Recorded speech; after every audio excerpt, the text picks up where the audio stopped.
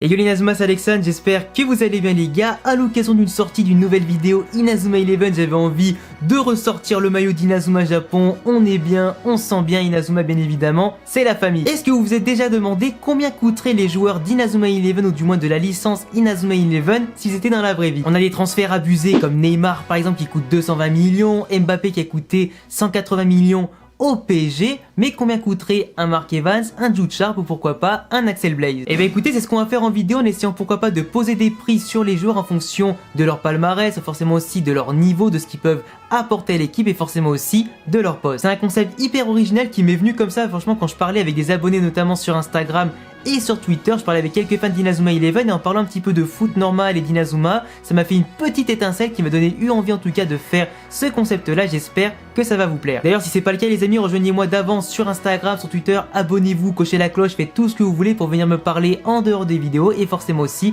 ne pas rater mes prochaines vidéos. Après par contre poto, je te le dis directement, il va pas y avoir tous les prix de tous les joueurs qui existent dans Inazuma Eleven, dans Ares, Orion, dans les saisons de Go, Chronostone et Galaxy, c'est mort parce que sinon on va avoir une vidéo qui va durer vraiment trop longtemps. J'ai simplement pris des joueurs majeurs, emblématiques qui pourraient parfaitement correspondre à un ordre d'idée et une hiérarchie. Du coup je te laisserai forcément aussi jouer le jeu dans les commentaires et me proposer le prix pour des joueurs que j'ai cités ou le prix pour des joueurs que je n'ai pas cités justement. Et si le concept vous plaît vraiment beaucoup, je ferai éventuellement un épisode 2. Déjà les amis, on va commencer par un poste hyper polémique et qui est forcément trop sous-coté, les gardiens de but. Vous savez sûrement pas mais dans le vrai foot, les gardiens sont pas forcément hyper chers, c'est le poste qui est un petit peu plafonné à part l'espagnol Kepa qui est donc parti à Chelsea de Bilbao pour 80 millions d'euros. C'est extrêmement rare de voir des gros transferts de gardiens ou du moins des transferts hyper coûteux. Du coup si on part de ce constat là, je pense que Mark Evans dans la série coûtera maximum 100 millions d'euros, Hector Elio coûterait 80 millions d'euros, Lenny Shikage 70 millions d'euros, après forcément comment elle s'appelle, Norika, elle par contre elle est quand même assez intéressante, je la mettrais quand même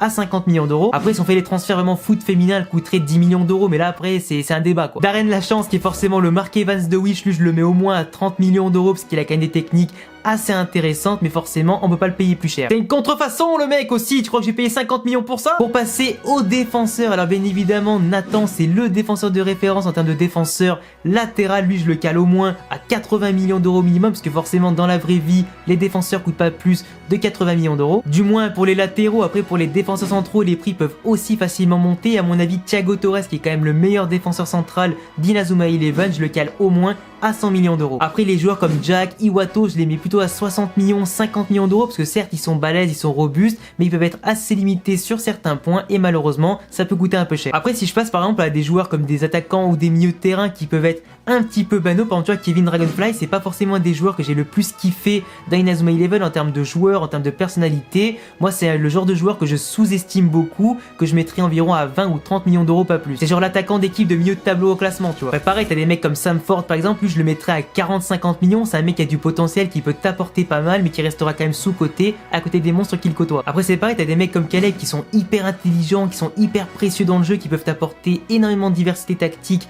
et technique, mais qui parmi les clubs du moins par rapport à son attitude etc peut être hyper sous-coté. Il serait maximum mis à mon avis à 70 millions d'euros. Après t'as des mecs comme Torche et Gazelle qui ont été absolument monstrueux dans les premiers arcs d'Inazuma Eleven mais qui malheureusement dans l'ensemble sont quand même assez sous-cotés. Je les verrais maximum aller à 90 millions pas plus quoi. Après t'as des cas comme Austin par exemple, le mec c'est le petit jeune qui a un long contrat, qui est hyper prometteur, qui peut vraiment exploser du jour au lendemain et pourquoi pas dépasser les légendes qu'il côtoie. Et comme il est jeune, qu'il a une bonne projection, tu le mets vraiment à 100 millions d'euros voire 120 millions d'euros par rapport à son potentiel, sa puissance et les buts qu'il peut marquer. Même s'il a besoin encore pourquoi pas d'une ou deux saisons pour confirmer un petit peu le prix de son transfert et qui peut vraiment coûter cher. Après t'as tous les mecs comme Paolo Bianchi, Hayden Frost, comme Asuto, comme Eric Eagle qui sont vraiment excellents dans leur domaine, qui peuvent vraiment très bien jouer, qui peuvent apporter une véritable plus-value à l'équipe, motiver tout le monde et surtout marquer des buts. Bah ces mecs là tu vois, même s'ils ont déjà un leadership, ils ont un charisme et tout ça, je les mettrais maximum à 130 millions d'euros parce qu'ils sont excellents sur le terrain, mais à côté de ça t'as quand même des mecs beaucoup plus forts. Franchement, ça des mecs plus forts, je pense forcément à Byron Love qui autant dans les premières saisons que dans Ares et Orion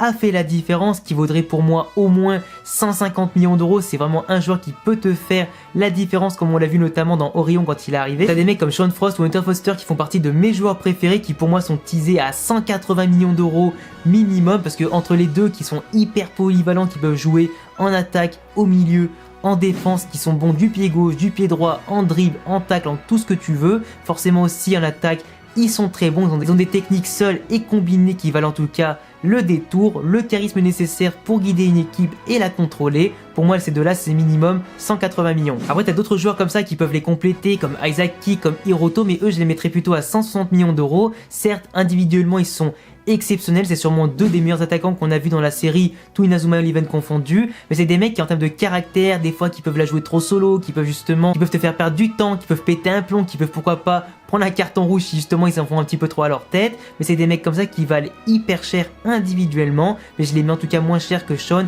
et Xavier. Si je devais rentrer pour terminer la vidéo, en tout cas dans le top 3 des joueurs les plus chers d'Inazuma Eleven, alors je vais plutôt parler d'abord de Nosaka et de Jude qui sont pour moi les maîtres à jeu d'une équipe, qui peuvent te transcender une équipe. Ces deux-là, ils ont montré autant dans Ares que dans Orion que dans les saisons normales que c'était des joueurs hors normes par leur technique, par leur tactique, par leur intelligence, leur placement et aussi leur but. C'est des mecs qui sont très polyvalents, qui peuvent tout faire, même si tu les alignais sur un terrain tout seul avec 10 bouts de bois, ils pourraient te remporter le FFI assez facilement. T'as une équipe avec Nosaka, t'as une équipe sans Nosaka, c'est pas du tout pareil. Pareil pour Jude, donc imagine si t'as les deux réunis dans la même équipe, c'est monstrueux. Et évidemment, le joueur le plus cher, comme vous l'avez vu dans le titre, Axel Blaise, bien évidemment, c'est l'attaquant type, c'est le meilleur joueur d'Inazuma Eleven, en tout cas dans Ares et Orion, il est vraiment présenté comme le meilleur de tous les temps dans Inazuma Eleven. Quand il est là, l'adversaire se chie dessus, quand il est là, les coéquipiers sont galvanisés, savent en tout cas qu'on va marquer des buts, qu'on va gagner. Avec lui, tout est facile, il maîtrise à lui tout seul